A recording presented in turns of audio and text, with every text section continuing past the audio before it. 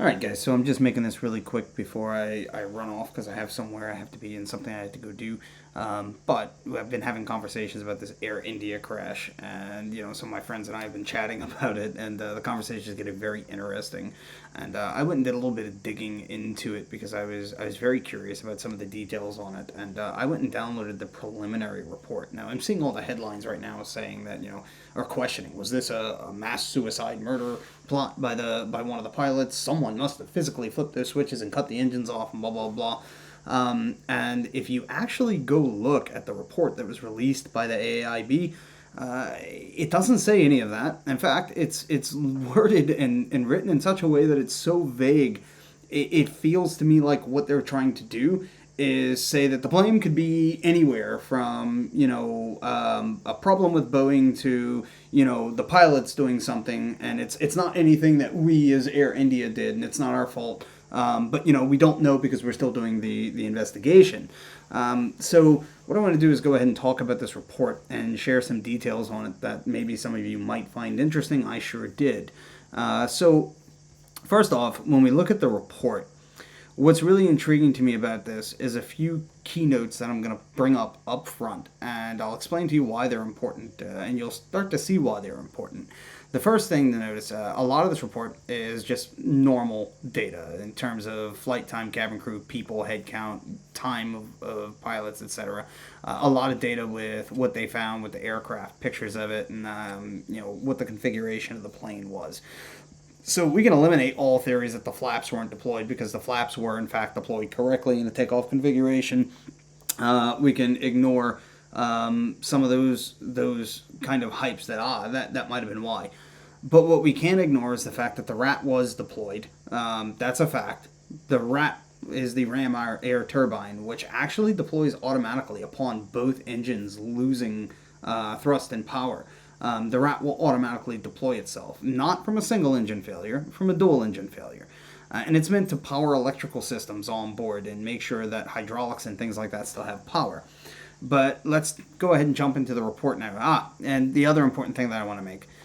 In the cockpit voice recording, one of the pilots is heard asking the other, why did he cut off? The other pilot responded that he did not do so. This is what's driving all the headlines and pushing, was it suicide? Was it murder? Blah, blah, blah. There's no timestamps on this. Let's be very clear about that right now. There's no timestamp here. Why? There is timestamps on the voice recorders. In fact, it's meant for the very purpose of aiding the investigation. But they have elected not to put the timestamp on that. The other thing is they've elected not to put a timestamp on when the rat actually deployed, another event that is in fact logged with a timestamp. Instead, the only thing they say is that the hydraulic pump began supplying hydraulic power at and a time. Now, let's go look through some of this and the details and see why any of this even matters. It states the aircraft achieved the maximum recorded airspeed of 180 knots IAS at about 08:08:42 UTC, and immediately thereafter, the Engine 1 and Engine 2 fuel cutoff switches transitioned from run to cutoff position, one after another, with a time gap of 0.01 seconds. So, first off, what is immediately? They have the exact timestamps that these switches were flipped in every position. And yet the exact timestamp of the flipping is not there. What is there is that it achieved the maximum recorded airspeed of 180 knots at 08:08:42. Number one, who cares about the maximum airspeed that was reached? Congratulations. What was going on with the engine? What was the RPM at that point in time? That's logged 100%. And I know that for a fact. And we can get into details as to how and why a little later when I bring up another point. But that is there. Instead, they choose to say it reached the maximum recorded airspeed. Well, even if you cut the engines off in the middle of a takeoff, stop and think about it. That's a hell of a lot of kinetic energy. That's a hell of a lot of momentum. This is a very, very big airplane, and it's already moving at a massive speed. So once you cut off the thrust entirely, you're still actually going to be gaining a little bit of airspeed until you stop. Even with the flaps deployed, which create drag, that's how it gets lift from the flaps being deployed, creates drag, puts lift under the wings, and takes the plane up. Even with that drag, it's still got so much momentum and kinetic energy behind it that it's going to continue to pick up at least a few knots before it starts slowing down and then starts its descent and its crash. But they chose to specifically focus on the maximum airspeed of 180 knots at 080842 and not engine RPM or engine thrust or anything that it was doing at that point in time. Very interesting.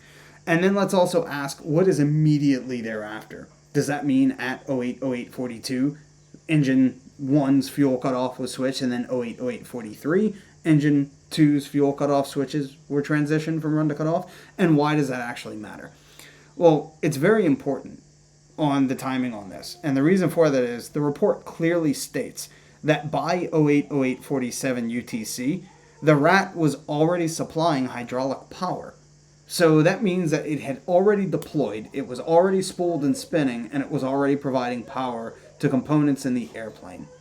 So the rat, on average, typically takes about 10 seconds to deploy.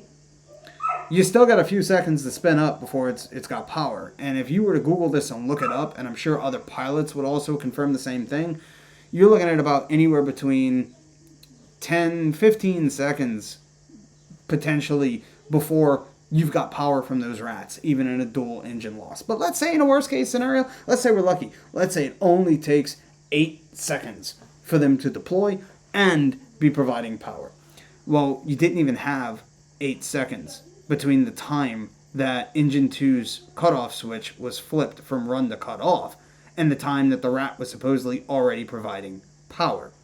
In fact, you only had 4 seconds between that time. It is not possible. Go ask anything you want. Go ask AI. Go ask Google.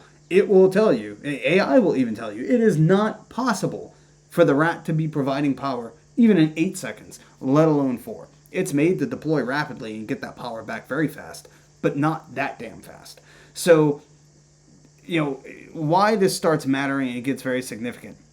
The CCTV footage obtained from the airport showed that the ram air turbine, or the rat, was getting deployed during the initial climb immediately after liftoff. What does that mean? Well, you can see in the photo right here, the plane wasn't even at its peak height at the point that it began to descend and crash by the time that rat was deployed. In fact, they can actually see the altitude the plane was at the time the rat deployed, along with the very time that the rat deployed, and they can even see the time that the plane began descent. They didn't put any of this information in there. It's just not there, right? But what they did say is that it was deployed during the initial climb immediately after liftoff. Well, this tells me that we had some other issue, that those engines probably already lost power. And I believe that by reading this, what was happening with the manual flip, if it was even a manual flip, we don't know that it wasn't a computer glitch that said that it was transitioned and it wasn't. But let's say, for sake, that they did in fact switch them from run to cutoff and then back to run again. That's standard procedure for recovering a plane that has lost both of its engines, and that is ingrained in almost any pilot's head. And I know that some of my friends on here are pilots for airlines, so please feel free to chime in and let me know if I'm wrong. But I'm pretty certain you guys are going to say the same thing. In the event of a dual engine failure, you're going to flip the switches on the fuel from run to cutoff in order to recycle the entire fuel management system on the engines and try and reset all of those computers to try and get the engine spooled back up again. I think that's why we saw them go from run to cutoff and back to run again at some point later down the line. In fact, they were flipped back over to run at 080852. That's pretty quick. So what do I think actually really happened? Well, let's also go ahead and take a look at another interesting thing that I don't see the media, for whatever reason, talking about.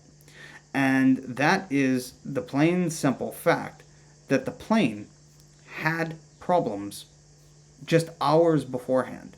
A passenger that was on that plane hours before the doomed flight that went kaboom had posted a video on social media berating the airline for the poor service and putting people on an airplane with failing electronics, not working air condition, all this other stuff. So we're going to go ahead and play that video real quick so that you can see it. AC is not working. Look at everyone. And it's... Notice that all these screens are not on, by the way. So he just said the AC is not working. All these screens are off. Some of them are turned on. But watch what happens when he interacts with the ones that are turned on and tries to use them. So many people, they are using these magazines. AC is not working at all. And as usual, your TV screens are also not working. Neither this button for calling the cabin crew. Nothing is working. Nothing. Not even the light is working. See. Lights are This is what you are providing. And as usual, that is why Air India is considered as one of the worst airlines in the world. Oh, wow. That was kind of harsh. Air India, considered one of the worst airlines in the world. Imagine that. Now, the most intriguing thing to me is the debates and the arguments that are occurring over this, with people saying the in-flight entertainment system and yada, yada, yada. None of this has anything to do with the engine management or the engine controls. They're all completely separated, isolated systems that have no interaction with one another. Air conditioning, blah, blah, blah. Well, it seems that we all have very short memories. And I can appreciate that this was 10 years ago, but I distinctly remembered it, and I went and pulled it up just for the purpose of making this point. So I remember back in 2015 when a guy was arrested because he used his computer to hack into the thrust management system on an airplane, and he caused the airplane to actually tilt and turn midair. And then he went and tweeted about it on Twitter from the airplane, and he put screenshots of the ICE control messages going through the two engines, fuel management systems and thrust management systems, with them talking to each other. And the FBI met him on the ground and issued an arrest warrant for him before the plane even landed.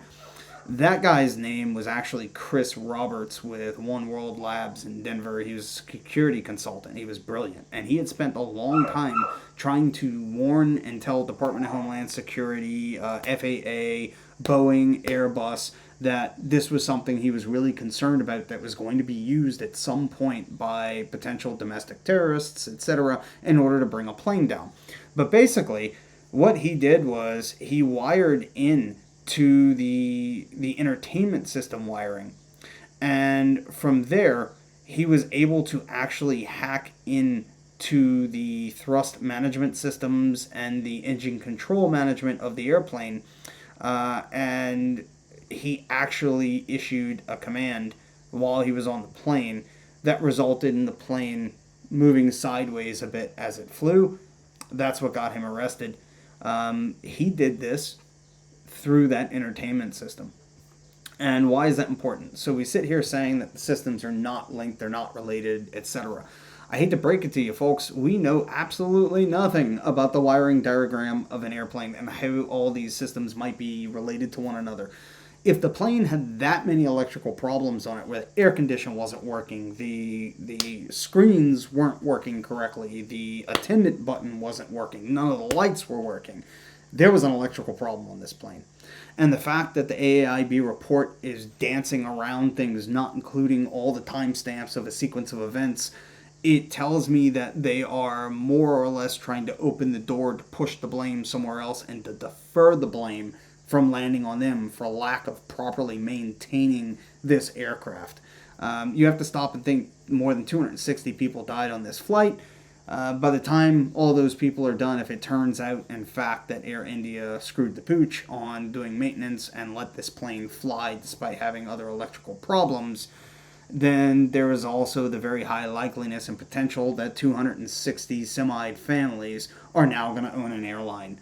I'm sorry, I don't buy into the answer that this was a suicide. I get it. The switches cannot be physically moved without being intentionally moved. Got it. That's fine.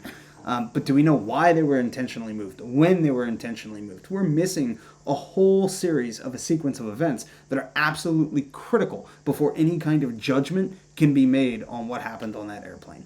And that's just my 2 cents. Let me know what you think.